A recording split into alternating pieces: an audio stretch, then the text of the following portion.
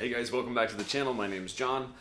Today I want to do kind of a quick and dirty video on basically just my DIY, my at-home spray booth that I use in my garage to spray paint all my projects. I think it costs less than $50 total, pretty easy to put together.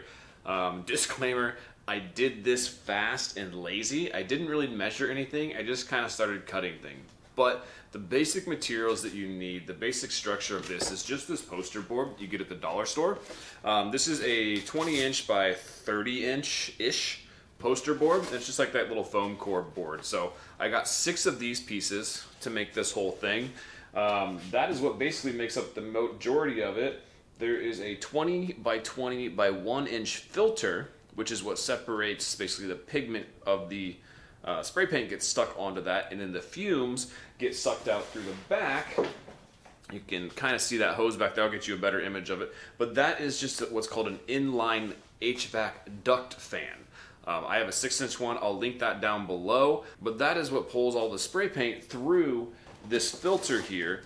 And so these filters do get clogged up. You have to replace them every once in a while. Mine's very dirty. It needs to be replaced. But I've been using this thing for probably nearly a year now, and I haven't had to change anything. You can make this completely out of just a cardboard box. Just cut the hole in the back. I'll show you exactly how this is set up. The reason I didn't do just a big cardboard box is because I wanted this slope on top, because that allows more light to come in and kind of on the top of whatever I'm working on, so that there's not a big shadow that's just kind of overhanging if it was just a straight piece like that. So I made this slope. Again, I didn't really measure those angles at all. I just kind of put this down and I just cut diagonally, and I did the same on 2 pieces. So I'll get some different angles here, but that's basically the gist of it. It's just 6 pieces of this. I do have, on a couple spots, there's like little tabs that I printed out. You can kind of see them in the back there, that are used, that these foam pieces kind of slide into. You don't really need them. I ended up taping most of it anyway. If I can find those though, I will link them just in case you want one that's maybe a little more easy to break down. Say you don't paint a lot, you don't have a space that you can just leave this up pretty much all the time.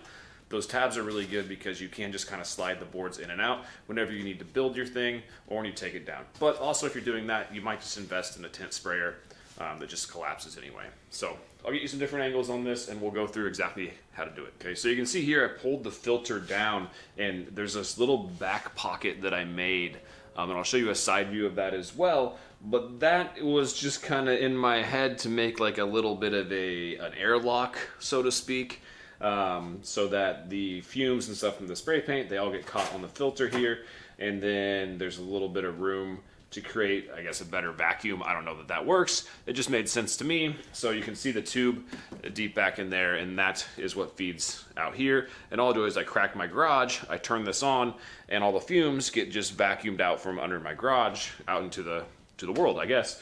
But the side view of this guy is just this. And so this is just a couple pieces of the foam board, and I didn't really measure this. This is probably, was that 5-6 inches, probably 5 inches deep here, and I just cut these on both sides to be identical, and then I cut a piece on the bottom that kind of runs alongside of it, and then it is just connected with dryer tubes. These are 6-inch dryer tubes. 4 inches are more common, but the fan I have, which you can see back there, is a 6-inch fan. It also comes in a 4-inch. The 6-inch was only $5 more, I believe, and it covers, has a higher CFM, I think is what it's called. Basically, it clears more cubic feet of air per minute, which I believe is what CFM stands for.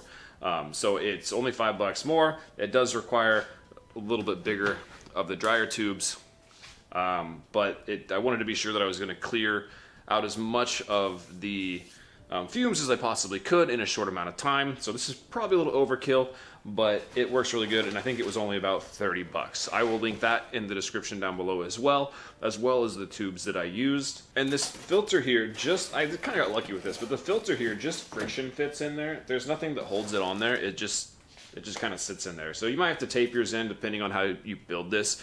Again, I didn't measure anything. I didn't take any measurements, or really when I built this, I just kind of started cutting and taping things together. But I will give you guys measurements of how it turned out. So from top to bottom, it is about 30 inches. And then from side to side, it is about 20 inches. So I really just used one of those poster boards as basically the entire just frame of it. So however tall that poster board was, that is the frame. However wide the poster board was, that is how wide the thing ended up. So I didn't have to really combine parts or anything like that, which made it really easy. This is plenty big for most of what I do, which is helmets and like kind of smaller props like weapons, like in video games, like the Halo pistol, things like that. It works out really well for me. If you're doing really big like armor pieces, you probably want to spray outside. For that, I live in a townhouse. I don't really have a yard, so I can't really do any of that spraying outside. But for the size of props that I generally do, this has worked great.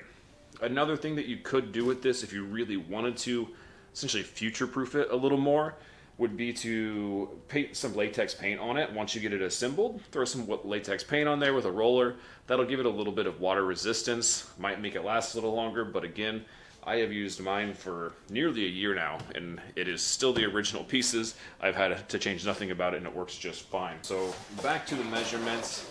The depth of the box here, without the extra side, is just about 20.5 inches.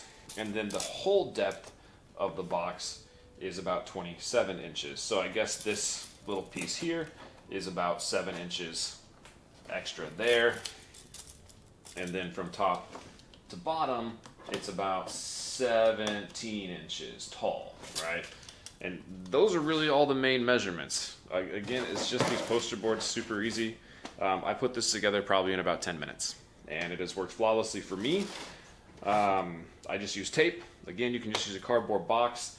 For when I use it, when I paint, I just rip off basically old flaps from pieces of cardboard packages that I get, and I set those on the bottom there. If I'm doing a helmet, I have a helmet stand that I printed. There's a bunch of these online. Just find one that works for you.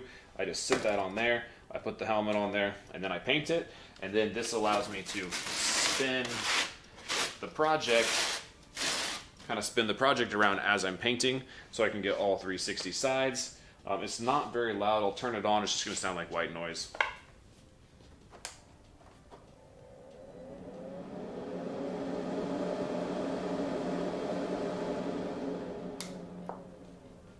But it's really not very loud. This one has a little clicky dial that you turn on so you can control the speed of it. I pretty much always paint on max speed, but that's really it. There's not a whole lot more to say about it. Again, I put it together really quickly. It cost me less than 50 bucks total, and it has worked out flawlessly for me. We got more projects coming up in the future. Got some fun stuff coming down the pipeline once I can time my schedule a little bit better. I'm not so busy, but that is the DIY cheap spray booth. If you guys have any other questions about that, drop them in the comments. I'll try to get back to them as soon as I can, and I look forward to seeing you guys in the next video. Thanks.